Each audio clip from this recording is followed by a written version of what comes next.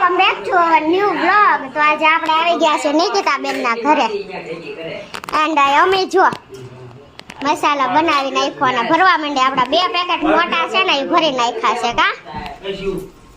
તો મસાલામાં શું શું નાખ્યું રેસીપી આપો ને જરાક. હળદર, ધાણા, જીરું, મરચું, લીલું લસણ, ધાણા કાંઈ નહીં, આપણે નાખીને મસ્ત મસાલો રેડી કરી નાખ્યો જોવો. અને આવી રીતે ભરી લીધા ને આપણે અહીંયા બધા અહીંયા કટકા કરી નાખ્યા છે. અને નિકિતા હવે આ બેટર બનાવી અને આ તળવાઈ માંડી છે. એટલા બની ગયા છે. આ નીરવના મોળા છે ને હવે તીખા ખાવા માંડ્યા. તમારા નીરવભાઈના મોળા થાય છે. એવું છે ને, આ જૈન બની ગયા છે. આ જૈન છે, લસણ વગરના ના મોળા છે ને આ તીખા છે આપણા મરચા વાળા. કેટલા બધા છે. આજે આવી ગયા તા આપણા પિયુષભાઈ ઘરે. તો આ પિયુષભાઈ નું ઘર છે. અને આ બે જો છોકરા અમીના પ્રિન્સ આપણા અહીંયા.